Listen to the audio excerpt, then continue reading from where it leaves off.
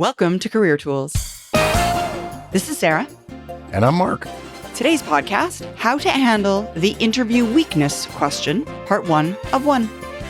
This cast answers these questions. How do I answer the what is your weakness interview question? Can a weakness be a strength? And what is the right answer to tell me about a failure? If you want answers to these questions and more, keep listening. Well, congratulations on your promotion. Now what? How do you lead effectively? The Manager Tools license is designed to help you navigate new responsibilities with ease. Gain access to proven strategies, tools, and expert guidance that will help you manage your team, deliver results, and continue your professional growth. With our comprehensive resources, you'll be prepared for the challenges that lie ahead. Invest in your success at manager-tools.com/memberships and click on the Manager Tools license today. All right, so Mark, this is one of those re-records from the core of, if you will, our Career Tools guidance. This one in particular was put out, I want to say, in 2009.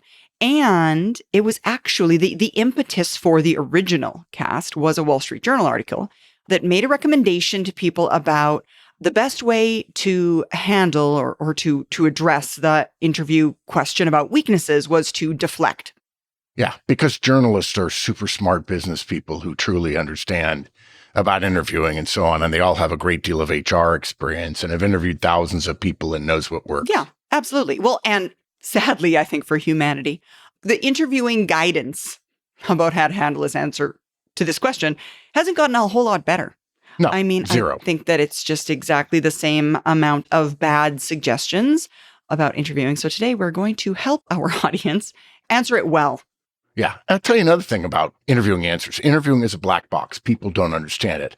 And for the last 30 years, since I've been involved in helping people interview, whether as a recruiter or as referring a friend or teaching companies how to interview or teaching MBA students how to interview and so on, the single biggest change, I'm not saying an improvement, is people are trying to get rid of interviewing. Yeah. Well, interviewing is like the second worst form of evaluation and all the others are tied for last. And it's because people don't understand it. People don't have enough data individually. They don't like how they go in one side, come out the other of the black box of interviewing and don't know whether they did well or not. So the guidance, except for ours, won't improve appreciably in the next 10 or 20 years either. No.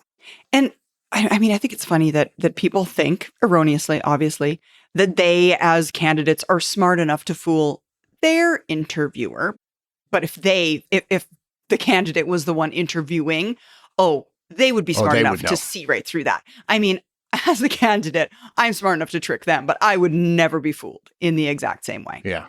Well, look, one of our core tenets in our interviewing guidance is, folks, answer the question. No matter what you want to tell the interviewer, okay, answer their questions first. The classic example I have is in the United States, people get asked, fresh college graduates get asked, what's your GPA? What was your grade point average?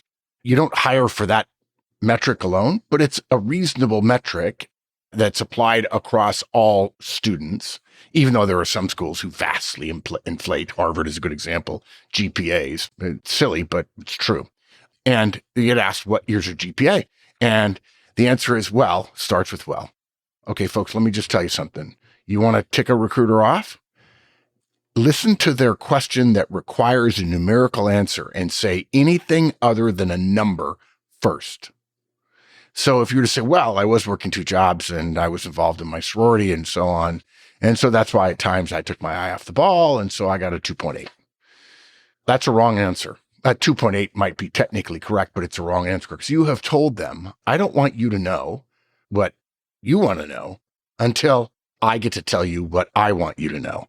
And let's be clear, folks, the interviewer is in charge, which leads to our next point, which is interviewing is not a two-way street.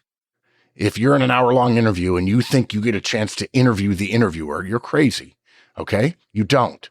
We barely have enough time in an hour to make a decision, yes or no. And if you ask us a bunch of questions, probably aren't going to be very good in my experience. No offense, every once in a while I I get great questions, but if your questions aren't any good and I don't have enough information to say yes or no to you, I have to say no. I'm obligated to say no. So this two-way street stuff is also really, really dumb. And probably 80% of the answers I've gotten to tell me about a weakness are selfish and weak. And we're going to cover that here, obviously. Yes, exactly. So I'm going to start going through our outline, which contains two major points with minor bullets within. So the first major point is our preparatory thoughts, which includes weaknesses are not fatal flaws. You do have weaknesses. Don't choose a weakness. That is a core success in the job, and you should know your answer in advance. And then our second major bullet is a three-part answer. It's briefly qualify your answer, state your weakness, and talk about what you're doing to improve in this area. Exactly. Okay. So let's start with preparatory thoughts. I think you listed 4 thoughts before we get into the weakness answer. Okay. The first one is weaknesses are not fatal flaws, folks. You don't have to, when you get asked about a weakness, you don't have to fear that you're talking about some core fatal flaw of yours. Deal breaker. Yeah. The reason so many people mess this question up is because of fear. They're afraid of being thought human when they thought that interviewing was all about fakeness and being perfect, I guess. I don't know. And so people don't want to admit that they have any weaknesses at all. But look, part of that comes from a misunderstanding about what weaknesses actually are. So here's a way to think about weaknesses that I came up with 35 years ago, and it should reassure you that it's okay to talk about your weaknesses.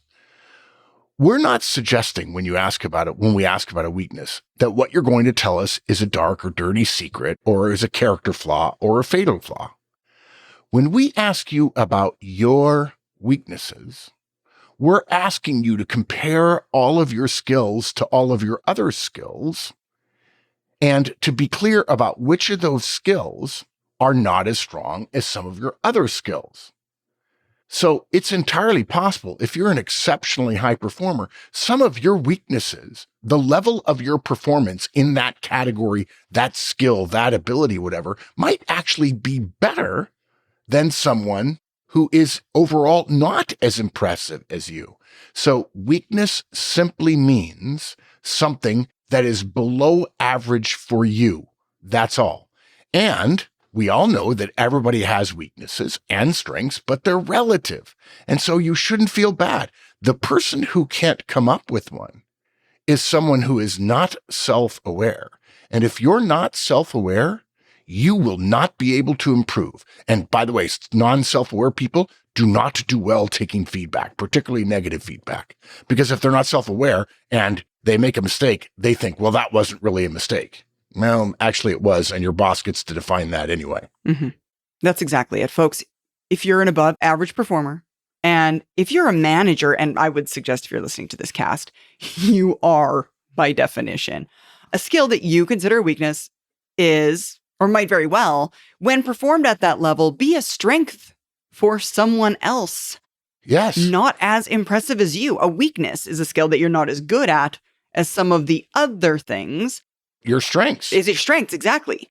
All of your company's CEOs' weaknesses are strengths to just about everybody else, if that helps you. In terms of the hierarchy, as you go further, your strengths get better, your weaknesses get less. But the CEO's weaknesses relative to a frontline person would be strengths. Exactly. If we're so terrified of this question, we're never going to ace this answer. So all that to say, folks, you do have weaknesses. And the interviewer knows you have weaknesses. Yes, please. I mean, they have them too. We're all humans. It's not like they thought you were this perfect robot when you came into the room, and this is going to be a shock. They know you're a human. And this knowledge that the interviewer has over the fact that you do have weaknesses is the part that shoots down the deflect theory of answering this question. You know you have weaknesses. The interviewer knows you have weaknesses, and the interviewer, we have weaknesses and we think we're fine. We'll think you're fine if you share your weaknesses with us. But if you do not answer this question, you actually get 2 strikes against you. Even a bad answer, but a direct answer, only gets you 1 strike. Exactly. 2 strikes in this case are you don't have the confidence to talk about your flaws, and you must have a lot, or they're really, really big ones because you're unwilling to discuss them, which is just the kiss of death. I mean, don't try and hide something that we know exists, please. In fact, you'd probably get a bit of a smile from a recruiter or an interviewer if they said, "Hey, can you tell me about a weakness?" You say, "Well, I don't even know where to start." I mean, I got plenty, just as much as the next guy. I hope they're not misaligned with the job, obviously. But no, a weakness is X, right? You can be self-deprecating in an interview. Yeah. Okay, next on our pre-guidance, don't choose a weakness that is core to the success required in the job. Again, you have more than 1 weaknesses. Hopefully that should be obvious. Let's say every person in the world had 100 skills. For you, 50 of those skills are weaknesses and 50 of those skills are strengths. That's how it works. We're not asking you to say, what is a deep, dark secret that is worse than everyone you've ever met that's disqualifying. That's not what this question is about. This question, again, is more about self-awareness and confidence than it is about the particular weakness, except in this case about if you mistakenly choose a weakness that is core to the success of the job. So if you've got half strengths and half weaknesses, this is a relative thing, you get to choose, right? You get to choose what you're talking about. Just don't choose a skill that is core to the requirements of the job as a weakness. A great example, if you're interviewing for sales, you can't choose persuasive ability. Not and get the job, you can. I know. When I tell people this, and I get asked about interviewing all the time, when I tell people this, Sarah, it's funny. They're like, well, what if it is? And I say to them, the point is, you're not going to pick that one. Remember, you've got 100 skills, 50 are strengths, 50 are weaknesses. You may describe persuasion as a weakness, but that's not the one you choose. You choose one of the other 49. Okay? Don't choose analytical ability as a weakness if you're interviewing to be a financial analyst. Again, even if those areas are weaknesses, just please choose something else. And we all have plenty. And by the way, if you don't think you have plenty of weaknesses, you're going to get chewed up and spit out by the vast majority of professional interviewers and recruiters and managers and so on. And you need to go and drink some humility tea is probably what you need to do. That's the thing. Again, like they're not asking for your deepest, darkest secret, your weakest weakness that you've ever had. That's not what this question is about. Yep. All right. Now, since we have weaknesses, we know we have weaknesses. They know you have weaknesses. What all of this means is you should know your answer in advance. You know you know your weaknesses, you know the job that you're interviewing for, and if you want to be hired anyway, you have to be prepared for this interview question in advance. So pick a weakness, the weakness you're going to talk about based upon your weaknesses and the requirements of this job. Well before you ever walk in the room, assume that this might be a question. It's asked quite often in interviews. Yes. Assume it might be a question that you'll be asked and prepare for it. Pick your weakness, plan your answer, rehearse your answer a few times. Know you're going to be asked in advance and provide an answer. Another related question that I get when people ask me about interviewing to this one is, well, should I choose the same weakness in all of the interviews? Shouldn't I be fresh with each of the people? Well, that's very similar to the question we get about, well, if I have 4 interviewers on a given day, can I use the same 2 examples of accomplishments when I interview with those 3 people? And the answer is yes. If you believe those 2 accomplishments best highlight your skills and your alignment with the needs for this job, absolutely. It's fine. Now, you'll use different words each time because you're not giving a speech. But the same thing is true for weakness. It's a weakness. You've done some research. You know what your strengths are, your weaknesses are. You know what weaknesses aren't core to the job. And so you'll mention the weakness maybe 3 or 4 or 5 times. Absolutely. And by the way, when they all get together and talk about it, hopefully they use the interview results capture meeting guidance that we think is one of our 10 biggest contributions to management thinking. they'll probably go, oh yeah, I heard the weakness question. Yeah, that was a good one. And everybody's like, oh yeah, that was good. He was really candid about it and it's not a problem for us. So we're good. Want to grow faster in your career next year? Welcome to the rest of us. It all starts with relationships. The Manager Tools Relationship Series teaches you how to build trust, strengthen your network, and open doors for new opportunities. Start developing the skills that will drive success. Visit us at manager-tools.com/memberships and become a Career Tools licensee today. Now let's get to the answer part. Okay. So the first part we want to tell you, the introduction to the answer is it has 3 parts. Okay. Before we detail each part of the answer, we're first going to give you an example to keep in your mind as we take you through the rationale for the effective answer to the weakness question. Using our recommendation, it would sound like this. Every once in a while, that's your qualifying your answer. Every once in a while, I procrastinate on larger projects. That's your weakness. And then you say, I know what I'm supposed to do, but I focus on shorter term objectives on other projects. That's, again, a continuation of the weakness. And then what I'm doing to address it, and that's the third part, are you trying to improve? What I'm doing to address it is briefing others about my deadlines, posting the deadlines so that others can help keep me on track. I'm also very upfront about encouraging feedback from others when they worry I might be late. I also try to build some buffer into my own deadlines. So that's all 3 parts: qualification, state your weakness, and talk about what you're doing. Okay, so let's start with the first piece then, which is the brief qualification of the answer.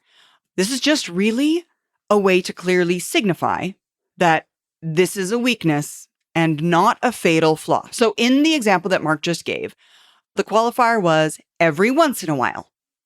Note, he didn't come hot out of the gate with just, I procrastinate. He didn't start there. If you say I procrastinate, it sounds like, wow, this guy knows himself. He's got a fundamental problem. Yeah, that's exactly it. It's just, you're coming in a little too hot. It's a little strong. And it does have that strongness for the recruiter because you're starting right away with the weakness. Now, what you want to say is instead, this is a weakness for me, but not a deal breaker. Hence the every once in a while. Yeah.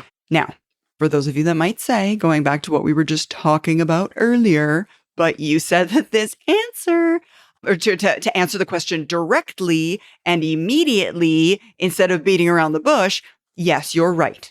But there's nothing wrong with a very brief introductory clause or phrase, every once in a while, which is 5 words max. 5 words. It's really 4 words. Exactly. So every once in a while, there's nothing wrong with a small clause, a small phrase.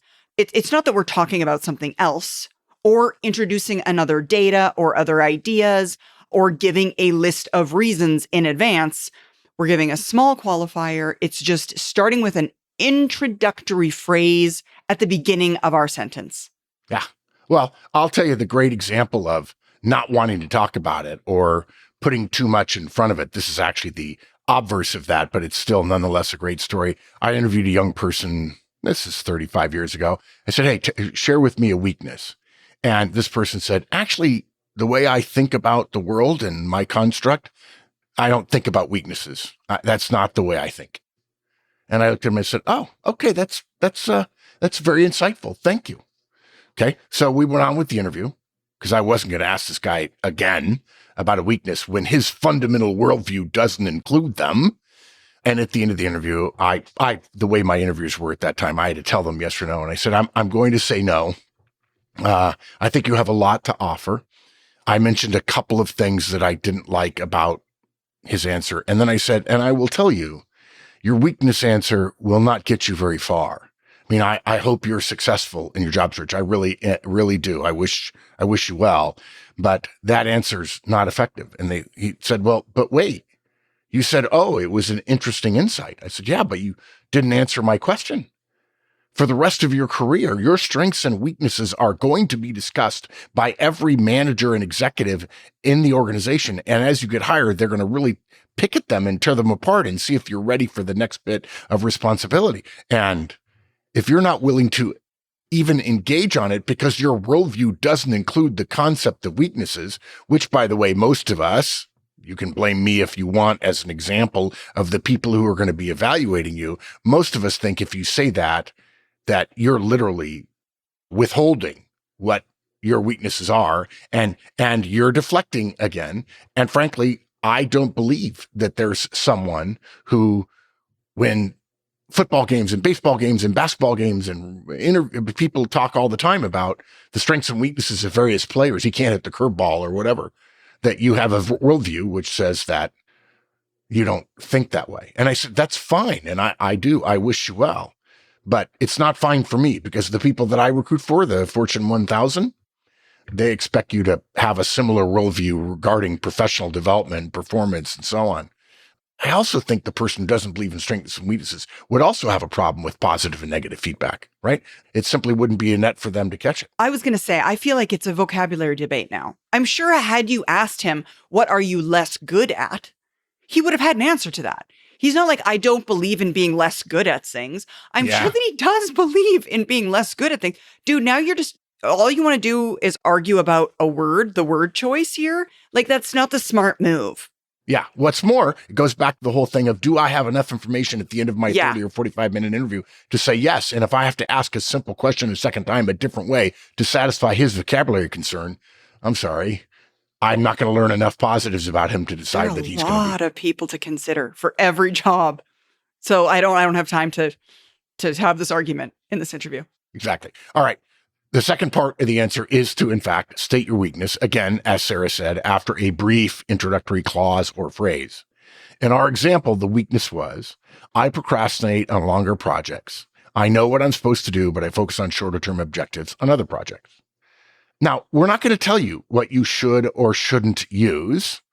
Now, if you're a licensee and you want to write in to us and say, I'm preparing for this job and here's my list of strengths and weaknesses, can you make a recommendation? We'll be happy to do that. Okay. But your weaknesses are person dependent. But as we made the point earlier about being careful, it's also interview dependent.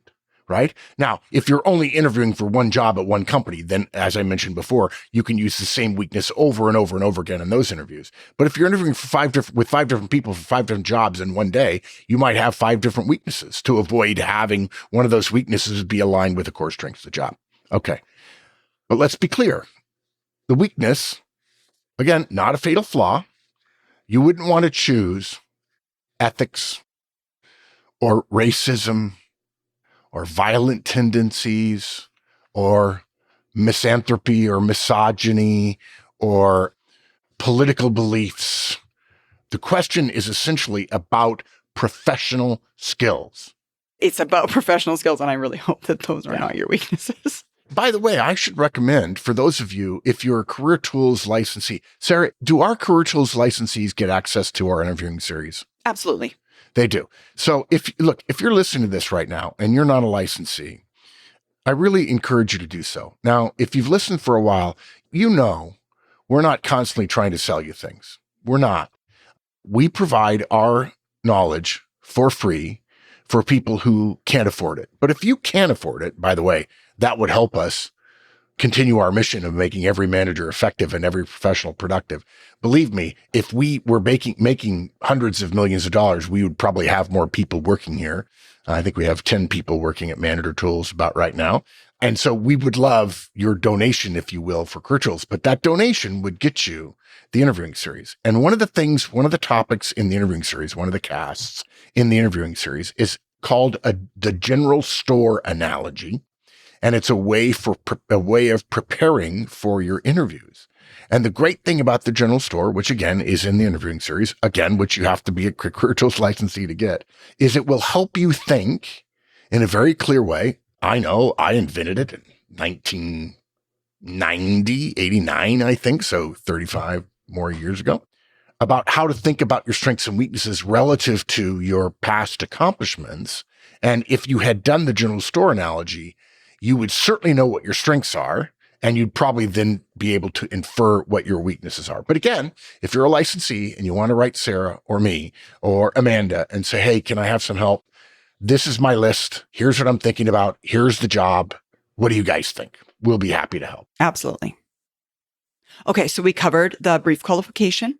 We covered the statement of your weakness. And now the third part of the answer to this question is talking about what you're doing to improve in this area.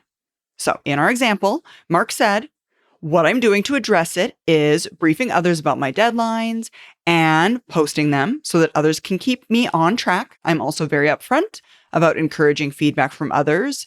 When they worry, I might be late. I also try and build some buffer into my own deadlines.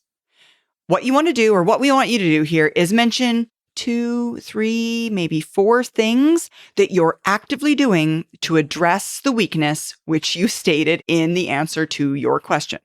The idea is that it may still be a weakness, again, relative to your strengths now, a year from now even, but your overall performance will have improved. And this skill, because of all the things that you're doing to overcome it, won't cause you to drop balls. You're aware of it. You're doing things to address it. Those things should be the insurance policy against the weakness becoming an issue for your employer in this case. Yeah. And if you'll notice, we have one weakness, but as Sarah pointed out, there are 4 or 5 things you're doing around it, right? And so this answer comes across as self-aware, capable of self-deprecation. Hey, I know what my weaknesses are. I'm not arrogant enough to believe that there are no such thing as weaknesses or that I don't have any of them. I don't have any. But it says you're aware that one of the most important professional skills is to work on improving yourself. And when you know what your weaknesses are, you should be taking multiple steps to try to improve them. As the Army Ranger saying goes, good, better, best, never let me rest until my good is better and my better best. We say it all the time in guidance and at clients and at public conferences, effective communicator, effective manager, effective senior manager, effective executive.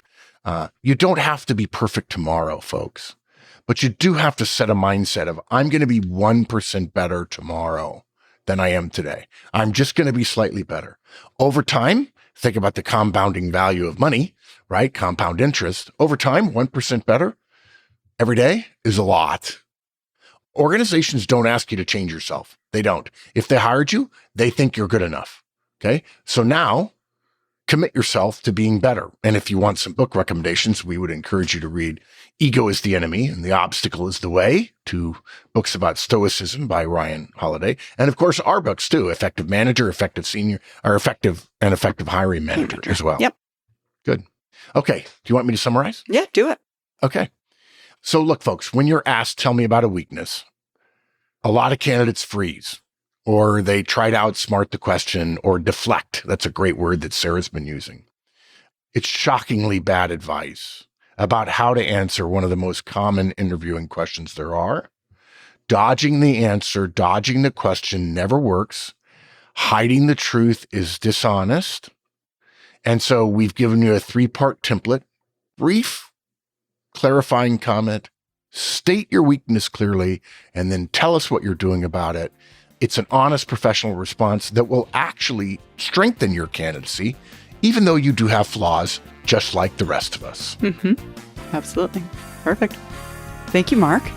Thank you, Sarah. All right, let me wrap it up. Thank you so much for joining us today, folks. We hope that this helped you. Now, help us help others and tell your friends. And of course, follow, rate, and review our podcast. And remember, 5 stars only, please.